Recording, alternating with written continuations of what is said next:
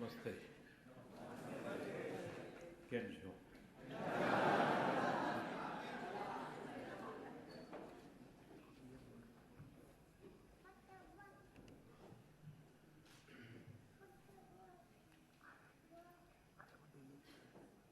Kobe में मुझे पहले भी आप लोगों के बीच आने का सौभाग्य मिला है।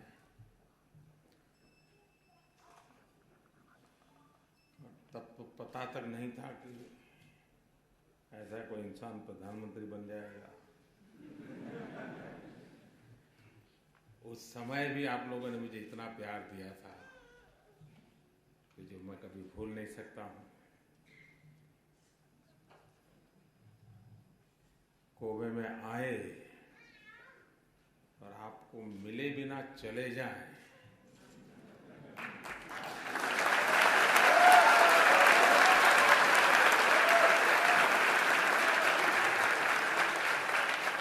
इसकी मैं कल्पना भी नहीं कर सकता।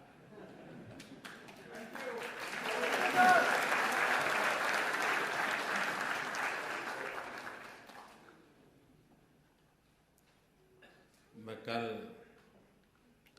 प्रधानमंत्री अबे से बात कर रहा था।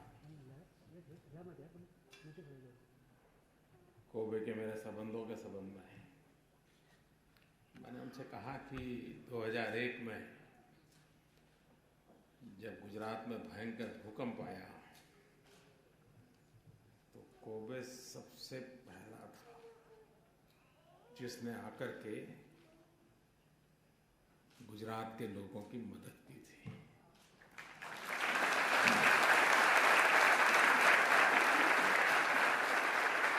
और उसके पहले ही यहाँ भूकंप हुआ था। उसके बावजूद भी और जब सुख में कोई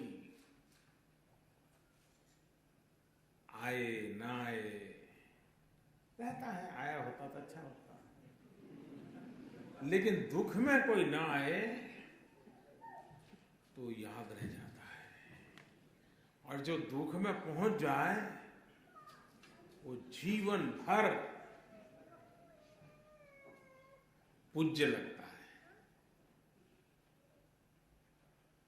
कोबे उस रूप में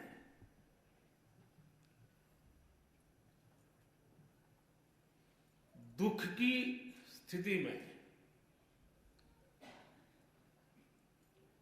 हाथ बटाने वालों में से सबसे पहले था। तो उसका स्मरण रहना, उसके प्रति आदर भाव रहना बहुत स्वाभाविक है। आप सब इस बात से गर्व करते होंगे, हिंदुस्तान की हर खबर आपका माथा ऊंचा करती होगी। करती है, नहीं करती?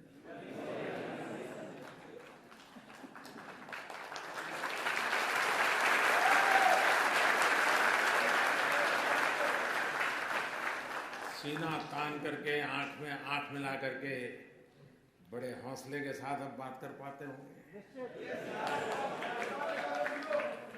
और उसका कारण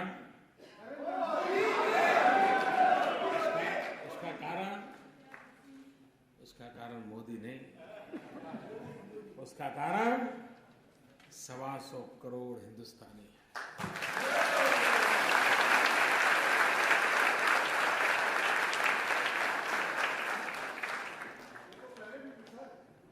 जिस लगन से देश को आगे बढ़ाने के लिए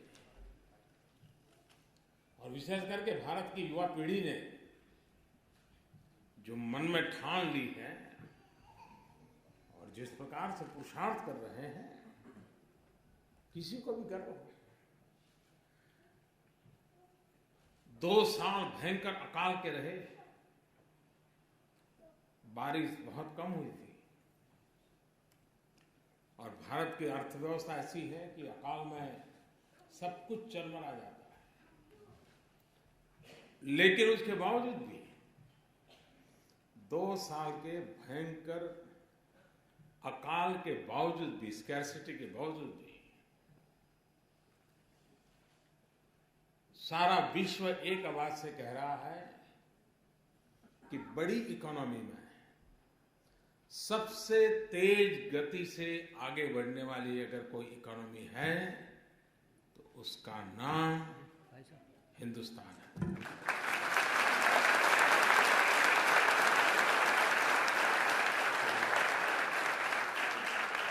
IMF हो, वर्ल्ड बैंक हो, सब लोग एक स्वर से कह रहे भाई, IMF ने तो कह दिया भारत एक चमकता सितारा है, ऐसा कहा। विश्व भर के अर्थशास्त्री मानते हैं कि भारत बहुत तेजी से आगे बढ़ रहा है। FDI, फॉरेन डायरेक्ट इन्वेस्टमेंट, मेरी FDI की अलग परिभाषा भी है। पहली परिभाषा है मेरी FDI की, फर्स्ट डेवलप इंडिया।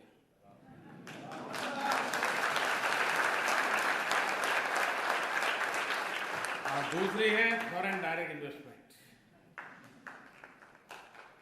और इन दिनों भारत के इतिहास में सबसे ज्यादा FDI भारत को प्राप्त हो रहा है, और FDI प्राप्त करने का ग्रोथ रेट भी है, वो हिस्टोरिकली हाईएस्ट है। तो ये चीजें इस बात को उजागर कर रही हैं कि देश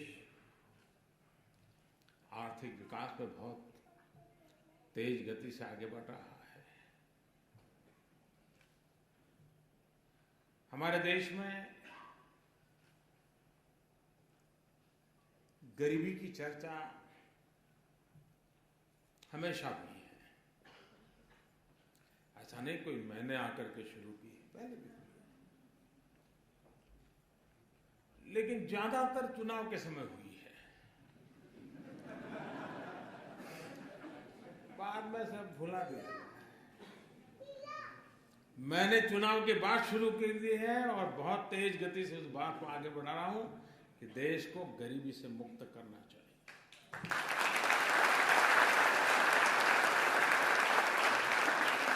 कर सकते हैं। अब हमारे देश में 40% लोग ऐसे थे,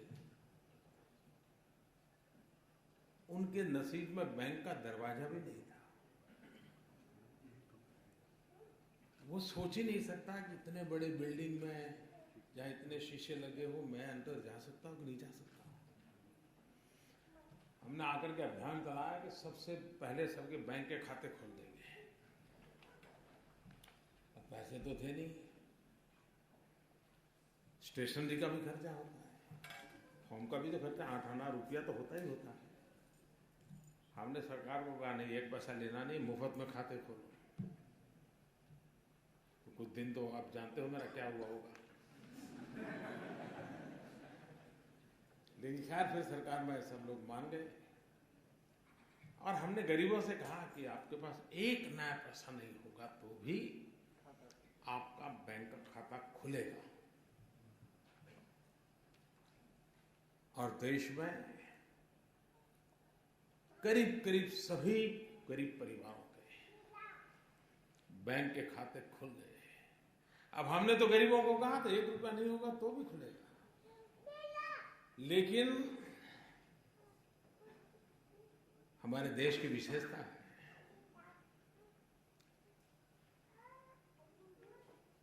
देश के गरीबों ने अमीरी दिखाई। बहुत बार हम अमीरों की गरीबी तो देखते हैं, लेकिन गरीबों की अमीरी देखने का सौभाग्य मिला। उनको कहा था कि आप 1 रुपया भी नहीं दोगे तो चलेगा।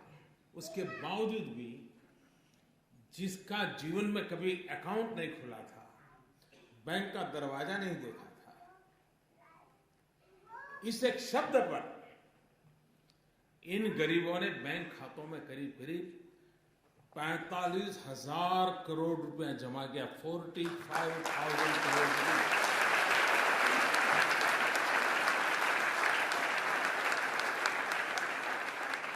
ये है गरीबों की अमीरी। और यही है हमारे देश की सबसे बड़ी ताकत।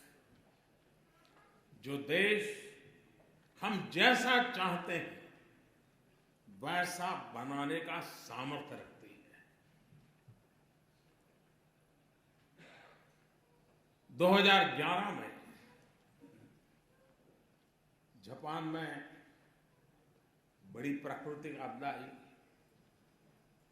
आपके यहां भूकंप आया, सुनामी आई। उसी समय आपके यहां फुकुशिमा की दुर्घटना हुई। 2011 के वो दिन याद करें। बिजली में कटौती, पानी भी 4 बॉटल जरूरत है तो 1 बॉटल से चलाना, दही लाना है तो नहीं भाई मत लाओ, कम लाओ। और सिर्फ वहां नहीं जहां पर आपत्ति आई थी, पूरे जापान में सरकार ने इच्छा व्यक्त की सरकारी दफ्तरों के लिए, लेकिन इस देश की जनता ने इसे अपनी जिम्मेवारी माना और हर कोई कोट पैंट टाई बंद करो तो बंद किया, एसी बंद करो बंद किया, पानी जरूरत से ज्यादा मत लो नहीं लिया, कम चीजों से घर खाने में चला तो 3 सब्जी बनाते हो 1 सब्जी चलता है। ये आप लोगों ने किया, जापान के लोगों ने किया। जब मैं पढ़ रहा था ये सारी चीजें और जब मैं बाद में आया था तब जब सुनता रहा था लोगों से, तो मुझे भी कभी होता था कि कैसे महान लोग हैं, देश के लिए क्या कुछ कष्ट झेलते हैं। लेकिन कभी कभी मौका मन में आता था कि क्या हमारे देश में भी ऐसा हो सकता है, क्या ये संभव है क्या? लेकिन आज मैं बड़े विश्वास से कह सकता हूं कि हिंदुस्तान का सामान्य मानवी भी अगर उसे अवसर मिले, मौका मिले, जिम्मेवारी की बात आ जाए, जैसा आपने करके दिखाया, वह भी पीछे रहने वालों में से नहीं है। ये मैं अनुभव से कहता हूं।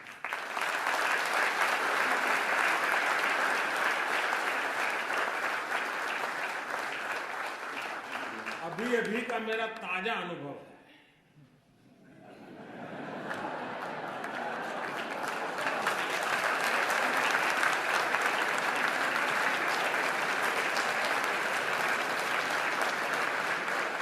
कौन से वाला?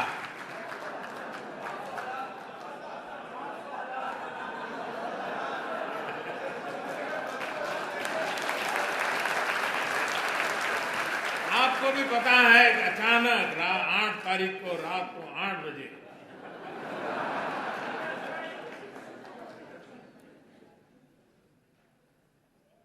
$500 और 1000 की नोट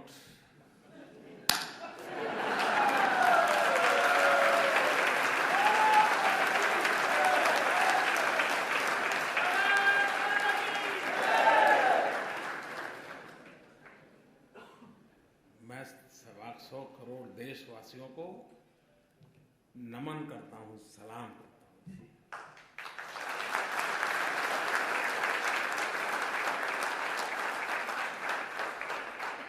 घर में शादी है, वैसे नहीं है।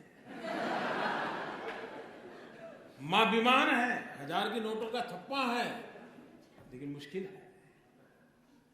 इन सब के बावजूद भी तकलीफ है, ये पता है, खुद को है पता है, अड़ोस पड़ोस को है पता है, उसके बावजूद भी लोग मुंह में उंगली डाल डाल करके पूछवाते थे, मोदी को कुछ बोलो, कुछ मोदी के खिलाफ बोलो। ऐसा भी चल रहा है। लेकिन मैं देश के लोगों को 100 सलाम करता हूं।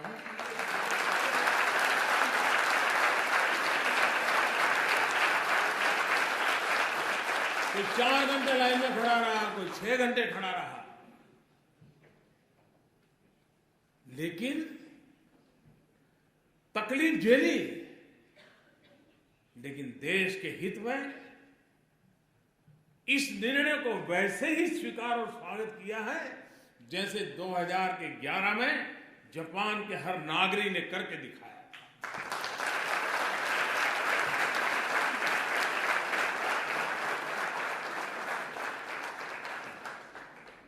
कुछ स्थान पर तो लोग 5-5 घंटे खड़े थे और अचानक एटीएम काम करना बंद कर दिया, तो भी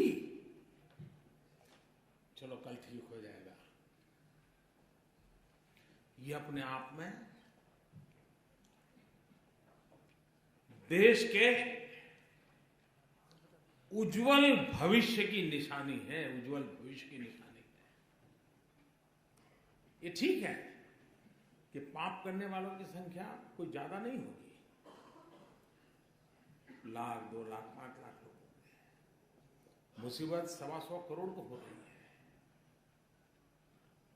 लेकिन फिर भी 125 करोड़ को लगता है कि अगर इतना सा झेलने के बाद, और आपने देखा होगा अब तो व्हाट्सएप पर सब आता होगा, पहले गंगा में कोई चवन्नी नहीं डालता था,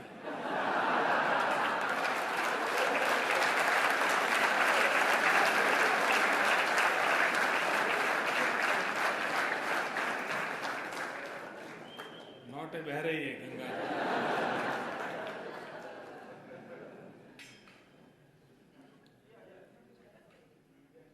आप मुझे बताइए,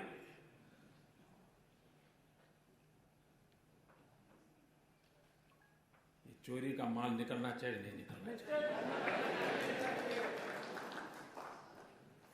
सामान्य मानवी को शिकायत ये होती है कि आप एक को फायदा हो दूसरे को नुकसान हो, उसको लगता है इस कानून सबके 500 की नोट गई, सबकी 1000 की नोट गई, मोदी की भी 1000 की नोट अब बाजार में चलने वाली नहीं है, तो लोग कहते भाई ये बढ़िया है। ऐसा होना चाहिए, हर एक के लिए समान उसका असर है। और इस कारण, इस निर्णय से मुझे भी पता नहीं था कि मुझे ऐसे आशीर्वाद मिलेंगे, जिस आशीर्वाद के शायद मैं जब सोच रहा था कि ये करूंगा तो क्या क्या तकलीफ आएगी, क्या क्या फायदा होगा, वो तो मैं सोचा ही नहीं था। मैं दिमाग खपा रहा था कैसे करूं कैसे, और अच्छा ये काम ऐसा था कि लोगों से बता भी नहीं सकता था, अचानक करना पड़े वरना तो खेल खत्म। जो लोग इतना जमा कर सकते हैं वो अपनी जगह भी कर सकते हैं, तो इसलिए इसको सीक्रेट रखना भी जरूरी था। तो मैं सोच रहा था ये तकलीफ होगी, ये तकलीफ होगी, ये मुश्किल होगा, तो हमारी छोटी टीम थी, बैठ करके रास्ते खोद रहे थे। लेकिन मैंने ये नहीं सोचा था उसमें से मुझे कोई आशीर्वाद भी मिलेंगे। जब लोगों को पता चला कि किसी गृहिणी के,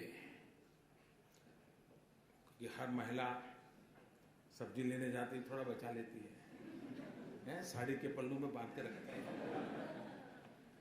घर में सब खाली हुआ, मुसीबत है वो निकाल के दे देगी, लो जाओ जाओ ले जाओ। हमारे देश में महिला कुछ न कुछ बचा के रखती है, और ईमानदारी का होता है, कोई बेईमानी का पैसा नहीं होता है। जब हमने कह दिया कि अगर किसी गृहिणी का 2.5 लाख रुपया अगर वो बैंक में जमा कर देगी तो सरकार उसको नहीं पूछेगी कि ये 2.5 लाख रुपए कहां से आए थे।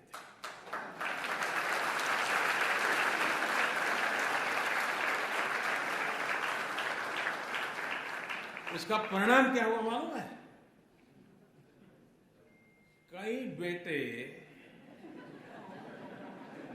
और बहुएं भी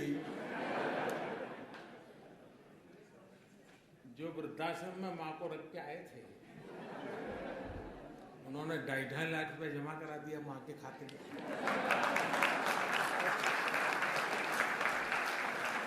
अब मुझे बताइए वो मां मुझे आशीर्वाद देगी कि नहीं देगी? ऐसी वृद्ध मां आशीर्वाद दे तो फिर योजना सफल होने में कोई आशंका रहती है क्या? भाइयों बहनों, ये बहुत बड़ा स्वच्छता का अभियान है। ये किसी को परेशान करने के लिए नहीं है। तकलीफ हुई है, तकलीफ तो होती, मुझे भी अंदाज, मैंने पहले दिन भी कहा, जब 8 तारीख को मैंने राष्ट्र के नाम संबोधन किया तब भी कहा कि इतना बड़ा देश है, 50 दिन दिए हैं, जल्दबाजी करने की जरूरत नहीं, 50 दिन दिए हैं, जाकर के अपने जो ईमानदारी के हक के पैसे हैं वो जमा कराएं, बदले में उनको खाते में पैसे आ जाएंगे। लेकिन मैं इस बात को स्पष्ट मानता हूं, बिना हिसाब का अगर कुछ आया हाथ तो उसका देश आजाद हुआ तब से आज तक का हिसाब चेक करने वाला हूं।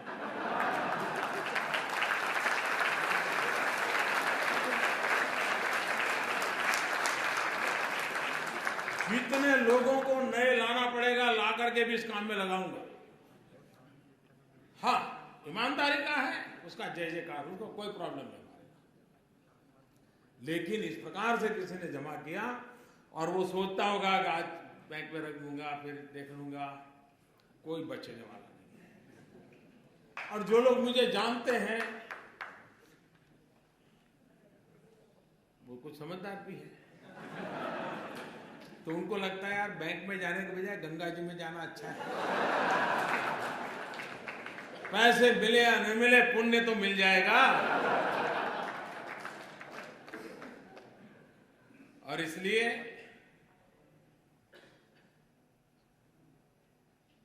देश को मैं फिर एक बार,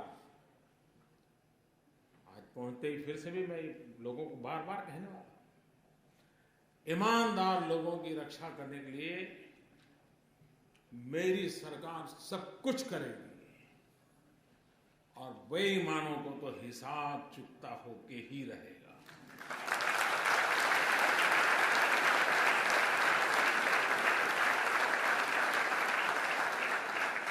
अच्छा, ऐसा नहीं कि हमने रातों रात किया है। हमने पहले एक स्कीम निकाली कि भाई आप इतना दंड देकर के जितना दे सकते हो दे दीजिए। तो करीब 67,000 करोड़ रुपए आए। तब भी कुछ लोग तो कहते थे कि मोदी फेल हो गए, मोदी का कुछ नहीं हुआ, लेकिन आखिर भी आंकड़ा आया तो अब वो बोलते ही नहीं। और पिछले 2 साल में इस प्रकार के अलग अलग जो प्रयास किए, करीब करीब 1.25 लाख करोड़ रुपया वापिस आया। 1.25 लाख करोड़ रुपया।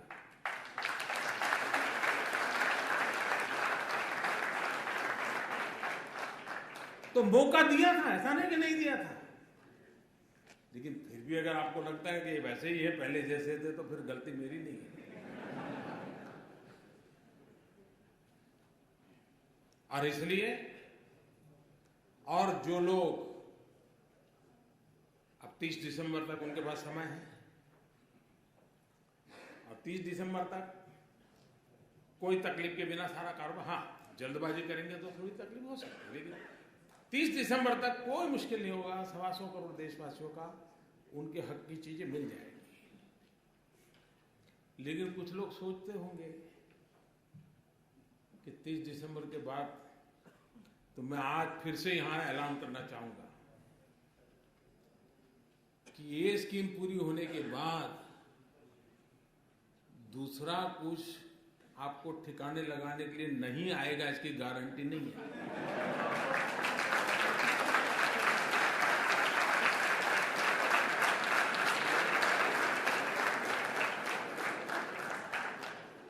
अब दुनिया इतनी बदल चुकी है, हमने मुख्य धारा में, आप ठीक है पहले कर लिया भाई, मैंने मौका दिया है, आ जाइए। नहीं आना है तो आप जानो, आपका नसीब जाने। और आपका नसीब नहीं, आपके बेटों का नसीब की चिंता करो। लेकिन मेरे प्यारे देशवासियों, आप लोग यहाँ कड़ी मेहनत करके भारत का नाम रोशन करने में लगे हैं। आपके पुरुषार्थ से देश का गौरव भी बढ़ता है। दुनिया में जहां भी जाते हैं, भारतीय समुदाय के व्यवहार की बहुत ही सकारात्मक चर्चा विश्व में जहां जहां भारतीय समुदाय रहता है उनसे मिलती है सुनने के लिए, और उसके कारण भारत की साख भी बढ़ती है, भारत की प्रतिष्ठा भी बढ़ती है। तो ये आप लोगों का बहुत बड़ा योगदान है। मैं फिर एक बार आप सबको मिलने का मुझे अवसर मिला, मैं आपका बहुत बहुत धन्यवाद करता हूं। और मैं आपको विश्वास दिलाता हूं कि अब हिंदुस्तान निरंतर आगे बढ़ने वाला है, विकास की नई नई ऊंचाइयों को पार करने वाला है। जो सपने आप दुनिया में जाकर के दुनिया देखते हो और जो अच्छी चीजें आप हिंदुस्तान में चाहते हो, वो सभी अच्छी चीजें हिंदुस्तान में होना संभव हो चुका है, होके रहेगा। बहुत बहुत धन्यवाद।